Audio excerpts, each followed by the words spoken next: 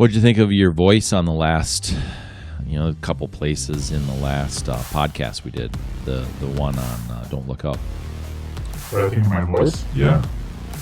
Well, I hope it was good. So I changed a couple things on your voice in a couple places, and mine too. Oh, did you really? Just to see if anybody notices. Huh. Oh, wait, you didn't hear it yet. No, I did not.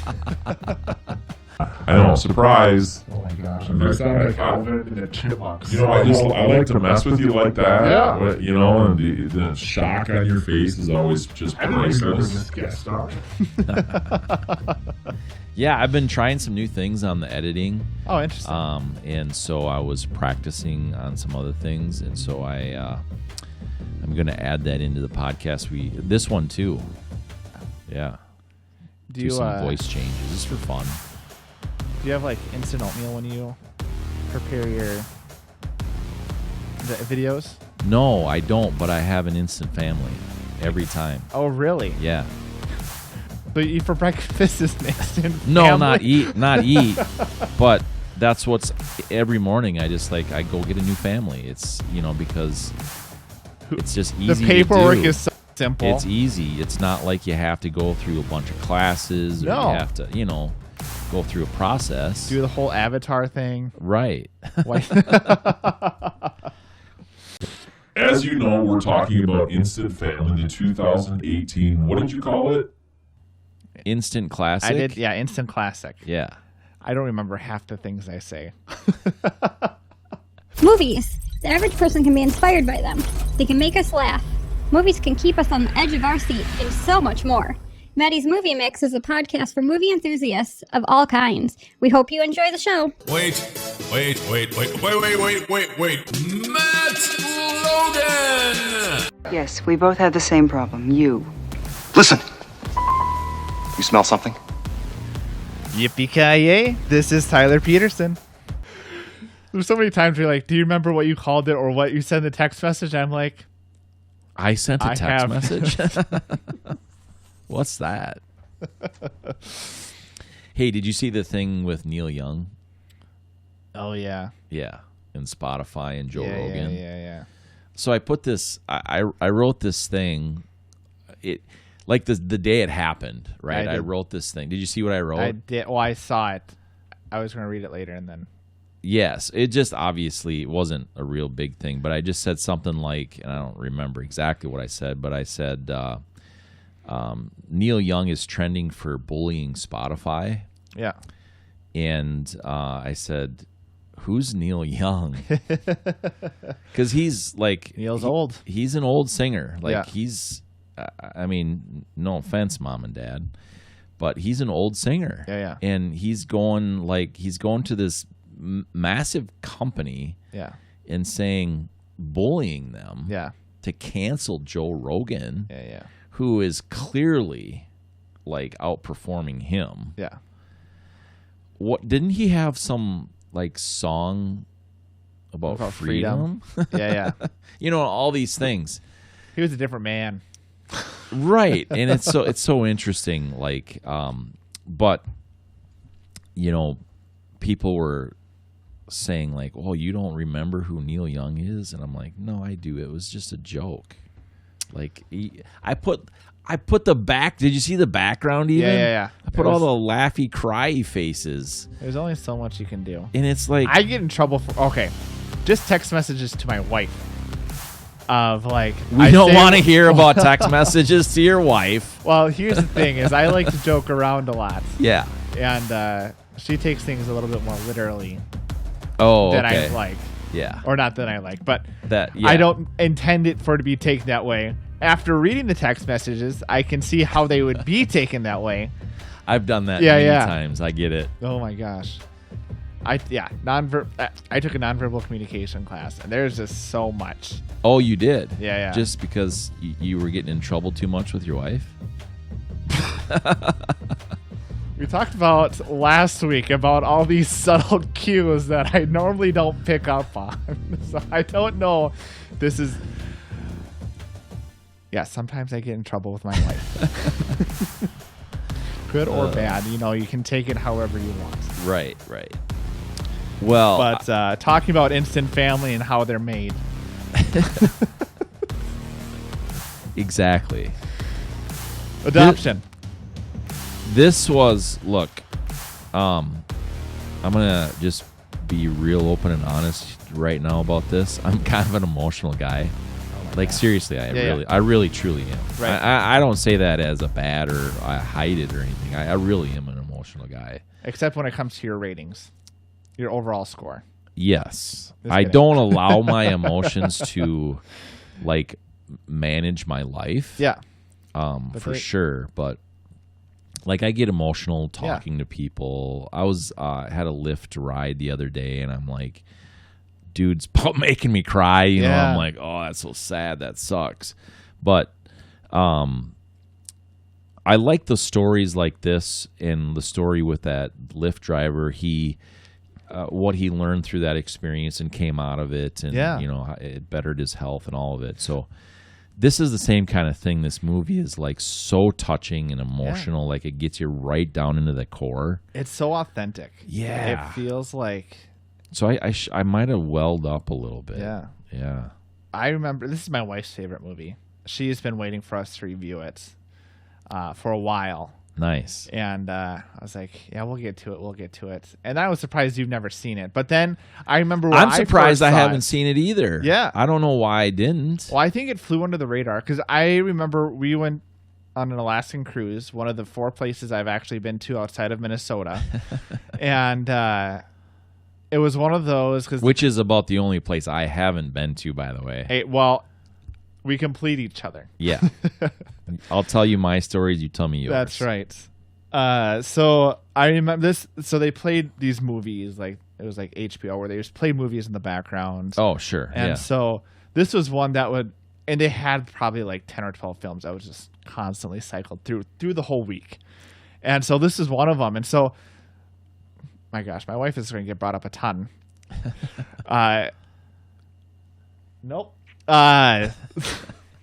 But this is one that would play, and so we would catch segments of it, but we never actually watched the whole thing because we're like, well, we're at a location, or we want to go outside because it's Alaska, and I mean it wasn't cold because it was summer, but still. But then we got home and we were like, man, I really just want to see this whole thing because the segments that we watched, all of it was just super good. Yeah. Yeah. And that's how John Wick was for me, if you remember. Oh, that's right. Except the connections weren't. Yeah, no, exactly. I came into it and there's all this killing and stuff. I'm like, this is a terrible show. Bad potato chip. Right. Bad. Yeah. I mean, exactly. So I get it, dude. It made you want to watch more all throughout the film. And it's like, you know, I want to get into it more and things. So that's totally like, I get it. Yeah. I loved, if you haven't seen this, spoiler, I loved how Marky Mark. I loved how his character did the whole dad thing. Yeah. You know, I really enjoyed that. I think I saw a lot of myself in that character because, you know, there was times he like blew up and was trying to control the situation because you not because he was trying to be a jerk. I mean, but you want to control the situation because you want to make it better. Yeah. Right. And so I was like, I get that. Yeah. Yeah. And then it's like, you know, the teaching moments and stuff too. I'm like, oh, I get that. Yeah. Right. And I really enjoyed how he did that. He's a phenomenal actor. Yeah. Certainly at the level he's at. Right. You know, I mean, he just so watchable. Yeah. I mean, there's just so many times where I was like, this is so, like, I could see myself doing this, like, when they were first going to the adoption class. I was honestly, though, sorry to interrupt you, I was really, like his music video, I wanted to see him with his shirt off, but. Hey, you know, you get that dad bod going. Just for the record, Tyler didn't know who Marky Mark and the Funky Bunch was before we started, so I had to show him the video. Yeah. So if you haven't ever seen it or haven't seen it in a while, go have some fun. Jump on YouTube. You'll be enlightened, and subscribe to us. That's right. No, but go on and watch the video Marky Mark and the Funky Bunch, Good Vibrations.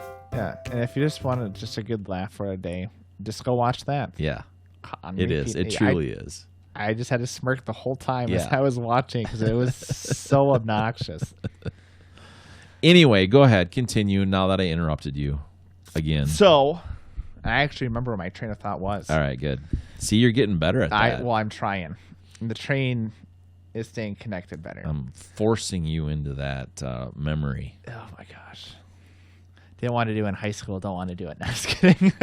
Hey, next week, we're going to be in the remodeled space. It's going to be so cool. Yeah, I'm looking forward to it. It's not going to quite be finished. We're going to have a few details, I think, to do, but I'm like, we're just going to do it. Yeah. Posters of red dresses in the background. Yeah, the posters aren't going to be there yet. Guy I know he's gonna make some stuff for me. Oh, really? Yeah, some digital, he does some digital artwork. Oh, yeah. I'm gonna have. I think when you get up there and you see it. Yeah, I haven't seen it yet. Yeah, at all. I don't want. I want to show you just it's pretty epic. Yeah. Seriously, I just heard about things. Yeah, so I want you to just walk into it being pretty much done, but so there's these spaces that I have that I want to, I have my movie collection, and I'm gonna have areas for Marvel and do you want a popcorn machine? Like an old authentic, not old authentic, but so for our wedding gift from Megan's grandparents, we got this carnival popcorn maker thing. Really? That we just don't have we live in a house, we don't consume movie amounts of popcorn on a daily basis. Yeah, we should do it. Okay. I mean, I'll bring it over and we can go from there. Yeah, that'd be fun. But back to the train of thought. Yeah. So we were talking about Mark being a dad and just being relatable. I really enjoyed it. The adoption agency of when we adopted Meatball, I mean, they just have such a good thing going. They have rescue pets and stuff like that. So I was just thinking for adoptions, you guys could just have rescue kids. And I'm like, I could see my wife hitting me at the same time because that's exactly what I'd be doing. Or when he said because the Ellie and Pete have the conversation of these are kids we're dealing with, and he's yeah, but we do all these construction stuff, and he was just relating it to his job of we repair buildings, and it's just the same type of idea. We can absolutely do this, and so I just thought that was super it seemed real, and it did. That's what I love about this movie is there's so many authentic moments of even the neighborhood. Yeah. That was oh yeah, that's real. Yeah. Because a lot of the films, it's that would never be real in a neighborhood, and you know what I mean. It's pretty obvious, but no, it was authentic. Joan, what's her name, was in this too, I think, towards the end there. Oh my gosh, what was her name? Is she the one that is in School of Rock? What's that? Yes. School of Rock. Yeah. Cusack. Joan Cusack. Yeah. Did a little role. And I was she came on screen, and I'm they made her look kind of old, I thought. They did. Well, she might be kind of old. I don't think she's that old. The last movie I remember in is School of Rock. Okay. That was quite a while ago. That was a while ago. Yeah. I love that movie. But I thought it was fun because she plays that type of character super well. Yeah. Yeah. That quirky neighbor. Yeah. I love that. You guys want to come over, or do you mind if I join in on the hug? Yeah. That was funny. And then she had pie or whatever. Yeah, that's right. Pie. She convinced Sharon and Karen to come. You guys want some pie? And Karen's I can't deny some pie, and goes in and takes Karen with her. Yeah, I know. Okay, so I looked her up here real quick. She is 59. I was going to say right 62. now. So back then, she would have been 55, 54, 55. Yeah. I guess she definitely looks old. I mean, I thought she looked like she was 65. 60? Yeah. 60, at least 62. Yeah. But I guess her character didn't. So yeah, I was just in shock. Like I was like, wait, that's Joan Cusack. Yeah. Like I just was in shock. Yeah. But anyway. Oh my gosh. There's a lot of good things in this. Good actors. So many good moments. Yeah. Let's see. And this isn't the first time that Isabela and Mark Wahlberg had played father and daughter. Right. I had read that. Yeah. Yeah. And because they were in Transformers The Last Night together. Yep. Which didn't get good ratings, but they were again father daughter, which was kind of fun that they could reprise that kind of relationship on film. That doesn't happen too much. I didn't know really almost anything about Rose Byrne. Yeah. We decided we're gonna talk about her deep dive, a little bit later. But so I started reading about her and learning about who she is, where she's from. She's from Australia. Oh, I can't think of my Australian accent. Down under or something like. Right. It would have butchered anyway. the dingo, my baby. But I thought, like, holy cow, her English accent was phenomenal. Her Americanized, which is funny because Australians speak English. They speak English, but it's still Australian. I just think English is such a crazy language when you think about England English, American English, Australian English. They all speak the same language, but the dialect and sound is 100% different. I know, it's pretty wild. So that was pretty cool to learn. I'm so happy that they made this movie to make money. Yeah, and they did. And they made a lot of money. Yeah, they did. Did you read that? I did. I now have a section for that because I know we talk about it every week. Yeah. Go ahead. So the budget was $48 million. Yep. Which I thought was a little bit higher than what I was expecting it to be. I was thinking maybe 30, 35. I wonder if they got paid pretty well. I don't know what they would have spent it on. Yeah, exactly. There wasn't a lot of CGI. No. Unless the sets were more realistic then. Yeah, but they have sets like that. Oh, absolutely. That's what they have. Right. So, I mean, different paint, different this, it makes a whole new... Certainly not anything that would cost over $5 million. 95% that would have to go to actors, and maybe marketing wasn't great either. So, I mean, it must have been this probably mostly just for the actors. Yeah. I mean, you would think that Mark Wahlberg, what did he get, $10 million for something like this, maybe? Yeah. Rose Byrne, $6-7 million, because her name. I mean, she's big. She is. She's pretty big, so maybe more. But he is clearly the lead. He is. Yeah, that's where they focus a lot of it on. Yeah. But the kids are, man. Yeah. The kids are so much fun. Yeah. So tell us what it made in the box office. $120.6 million is what I had. Yeah. Which is crazy. Again, it's so weird because I just don't remember this movie releasing at all.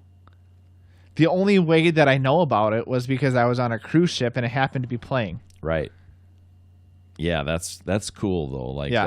That makes a good movie. Yeah. That makes something that you watch over and over again. Oh, absolutely. Right? I'll watch this again for sure. Yeah, we watch it maybe once a month. Because again, really? It's my wife loves this. That's cool. I understand. And it's super nice to have on the background because there's just so many different quotes that you just can go at any time. And at the end of the film, they had so based on a true story. Yeah. The end of the film, they had in the end credits, they had the photos of the different adopted, which I thought was so much fun. That was great. But did you see the characters? Like they looked similar. Like Tom Segura. Yeah.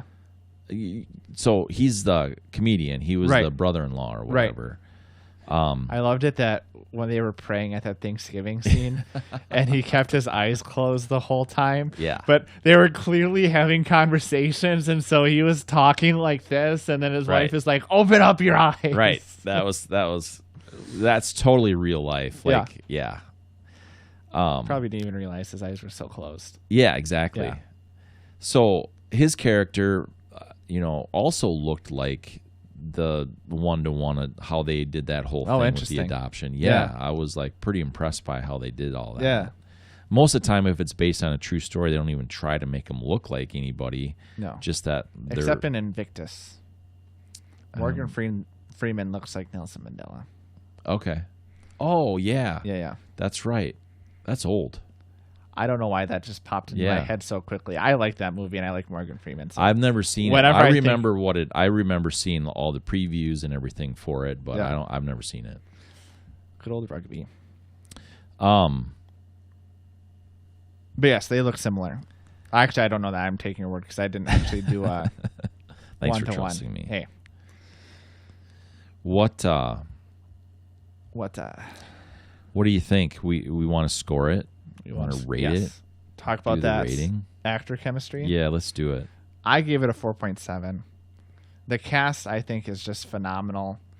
The kids, I just feel like Pete and Ellie felt like they could be parents. Okay, tell me again what you got for actor chemistry. 4.7. Okay, good. I was worried there for a minute. If you want me to break it down, I would do like 4.7, 4, 3, 6, 8. Well, if you don't want the same thing. I wanted to make sure it wasn't the same thing. It's not, so we're good. Okay. Would that mess with your equations? No. I was just like, we got to be off on some of this stuff, man. Hey, well, when the connection's there, the connection's there. That's true. We do like... Let me tell you, when we do Scream next week, I can guarantee you our numbers will not be the same. Yeah, that's going to be fun. Oh my gosh. I want to... like a little girl. When we get the new space, Tyler, movies like that, we're going to screen it together. Scream it together? Scream it together. Screen it together. I wanna see the look on your face. As long as I can have a catheter, so I don't have to worry about peeing my pants.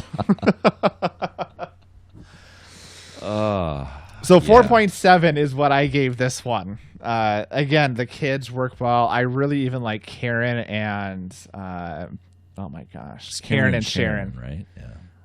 I think it's so funny. I always have a hard time when characters are named Karen nowadays, just because Karen has such a bad rap as a name. Or I even think of like, well, when they're doing the adoption event and they're like, any kids you like? And I was like, well, there was this one kid. She was kind of lonely and she sat by herself. It looks like she was tied to a radiator and hasn't been fed in years. Yeah. And she was like, yeah, that's my kid. Yeah. She's alone she's alone because she has a happy family. Yeah. That was good. That was a perfect piece that they added into that. Yeah. And that, what's her name? Octavia? Is that her name? Octavia Spencer. Yeah. So, she's a comedian also. Yeah, and she was in Hidden Figures. Yes. Super good actor. Yeah. Super funny. Right. What did we just do that she was in too? Didn't we do something that she was in? Probably. Yeah, I don't know. Anyway, I was impressed by the cast. So I gave it a 4.6. They did a really nice job. Their comedic timing was good. I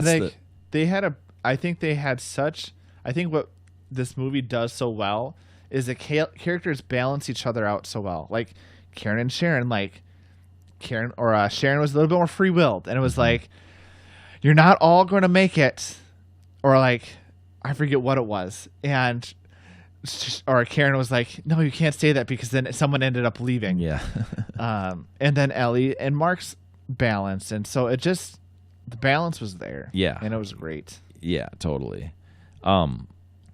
The kids too, I was like super impressed because whenever there's kids in a movie, you just don't know. You just don't. Yeah.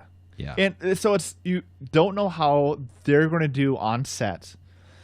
But then it's harder with kids to build that natural authenticity with one another. I feel like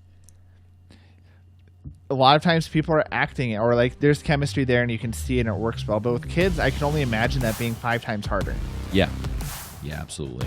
Because they want to go play with their dolls or whatever and not wanting to focus on the time. But so not only do they have to focus on acting, but they have to build the relationships with and sometimes that doesn't work. Yeah, exactly. And you can see that then. Yeah. Filming locations. There was nothing spectacular. No. I mean, but that's what this film to me was just super authentic, super grounded. I liked the flashbacks. I don't know if this is filming location. The flashback scene of like when he killed the other guy's dad because he didn't kill him. But like all the locations were, I felt like nothing spectacular. But you had the adoption agency. I liked that they had the kids' handprints and stuff in the background. Yeah. I feel like that would be authentic to what would be going on. They had the park scene at the lake, which who does like I remember going to like a picnic with my family on the lake, meatball, and so I gave the 4.5. I mean, again, I wouldn't expect anything else. Yeah, expectations were there for sure. I was a little bit, the one thing that really, let me call it, triggered me was when they went to court the first time. Yeah, it was raining like super hard. Yeah, super overcast. Yeah, this was supposed to take place in California. You saw different things that were California. It doesn't do that in California. Way up north, maybe. Yeah. But that looks so much different than what that. You know what I mean? I don't, but okay, so. I've never been to Northern California looks very different from what they were showing scenes of. Okay. Right? Like, so I just didn't buy that at all. Yeah. Like, I'm like, I mean, it could have been raining like that, but that was like a Midwestern type rain. Yeah. And I'm like, don't like it. So 3.9. I got Midwest 5s. I mean, I really don't know where it was. I mean, they don't really ever say. Well, I just watched. Well, I know like you see in the background license plates. I saw a couple different California license plates. A couple other things too. I saw that were like, I suppose. But I got Midwest 5s, but I don't look at license plates and stuff like that. So, come on, Tyler. It's all in the details. Oh my gosh, I'll have to get my magnifying glass the next time. I just learn my license plates, I guess, too.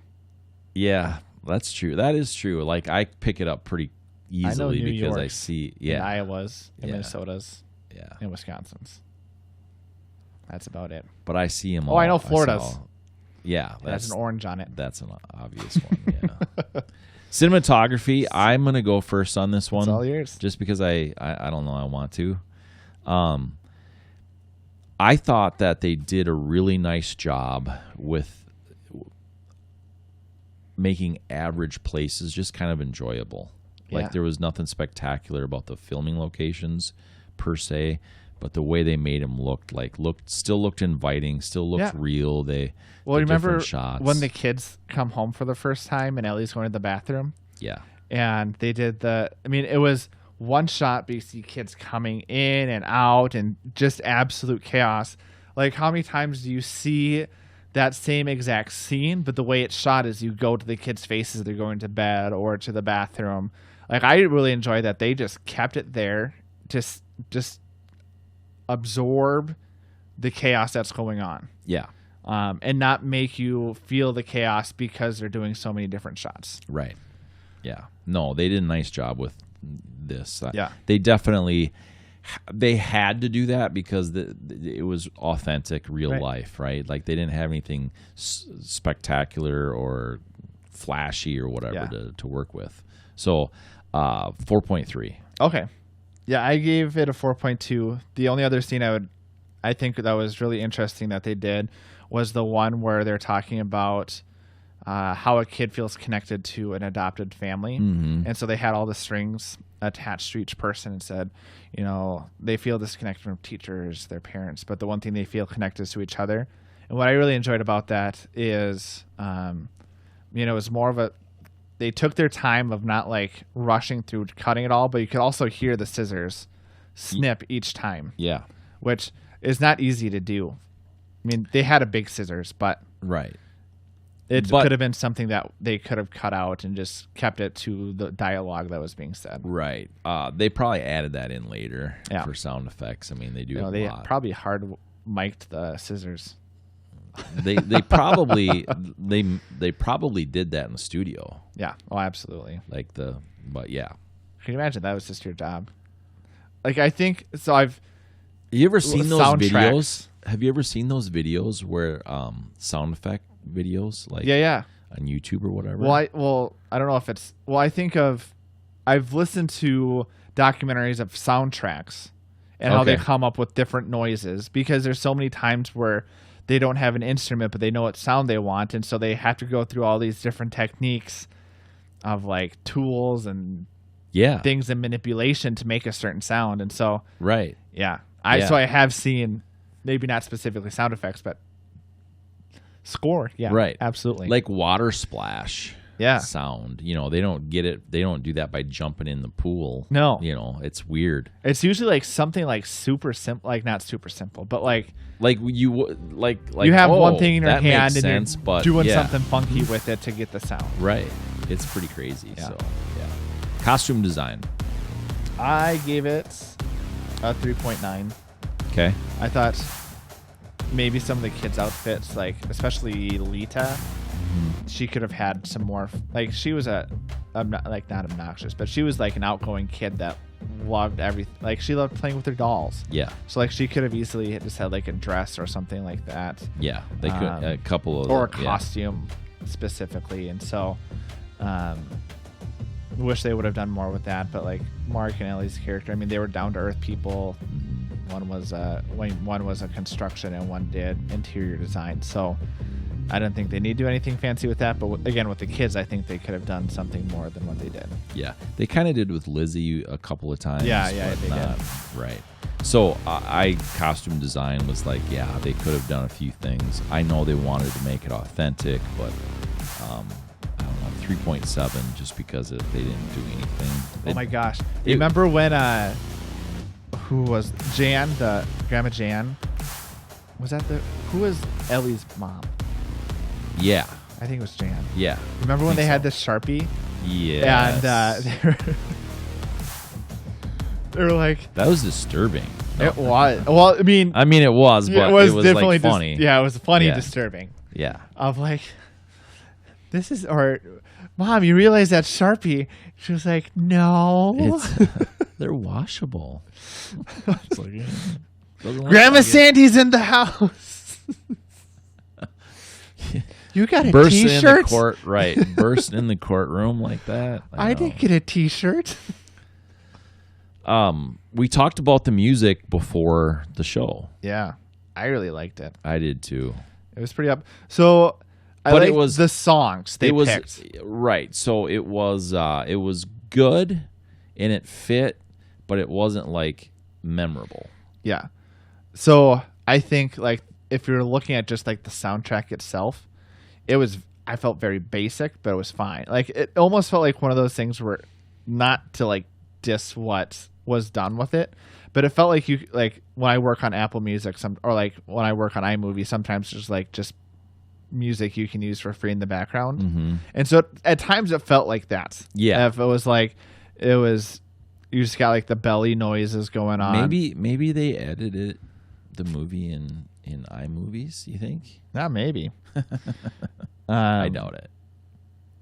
Yeah, and I guess I don't know too much. He did, so it was Michael Andrews who was the composer. Yeah. He did The Big Sick, Daddy's Home, and Bridesmaids, which I think are all good films, but again, not any of those are memorable for the score. Yeah. But again, there's songs that were played within the movie that weren't like the score that I really enjoyed, like We're Coming Home and stuff like that. That's one of I knew that I had that song on before I watched, like on my playlist before the movie. I heard it on the movie, so stuff like that definitely boosted it up. But I gave it a 4.2. I'm not quite that good. Yeah. It was very average, normal, fitting, like for real life and what was going on. So I gave it a 3.9. Okay. I think that it's hard to do a film like this for me because it's not an epic. It's not. It's like going into it, like there's going to be certain things like the locations, like the score that aren't going to be like over the top. Right. But you want them to also fit and make sense. So that's why I'm there. Yeah. Sorry. No, go ahead. I was trying to say it's hard to integrate when you break it up towards film because, again, going into this, the score wasn't going to be important. So then how do you grade that in accordance to I mean, obviously we grade it individually, but obviously I doubt money was allocated to this as it would be like towards an epic. Yeah, for sure. And, when we were talking about, we're 25 or we're 26. We're 20. We can rent cars. Oh, that's right. Isn't that what you said a couple weeks ago? That's right. When you were talking about No Way Home, we hit 21. 21, the big 21. So we can I think drink we're only. Now. So we are. So we're 26 now. Man, we are aging quick. Fast. We're in trouble. That's right. Maybe this will be a case like Benjamin Button's. Right. But we, for me anyway.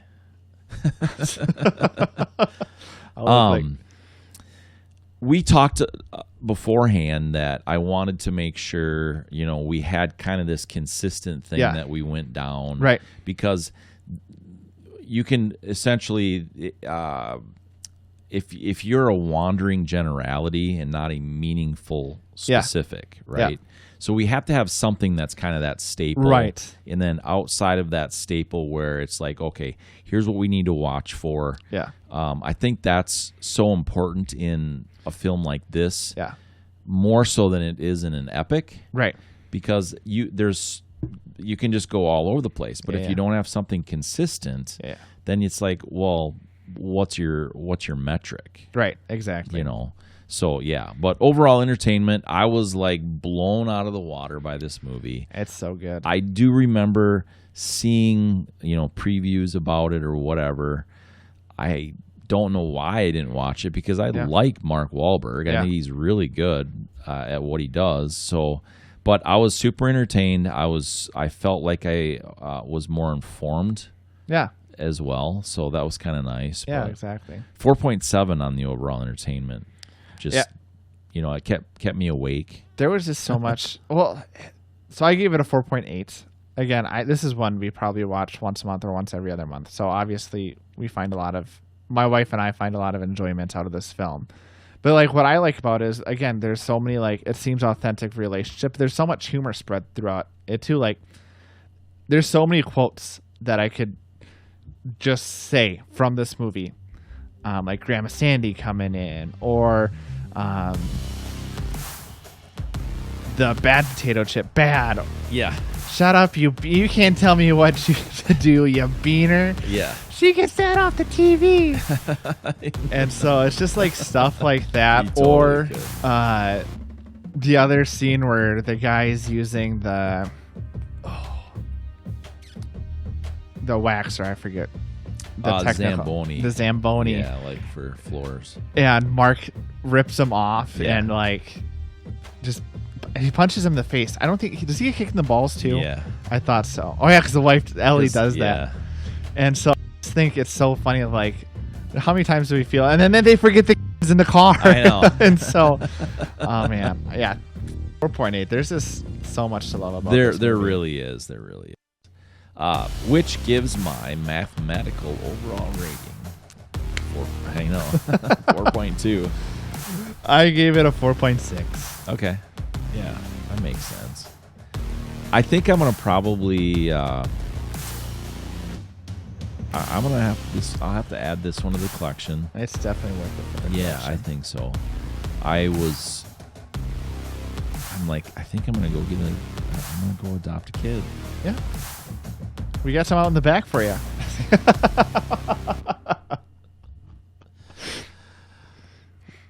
We really don't, by the way, if you're watching or listening. How do they squirrels. Say that? Yeah. Oh, yeah, that's right. Yeah. I forget. No, she's kidding. We don't actually have kids in the back. No inventory on hand or something. I know. Yeah, that was good.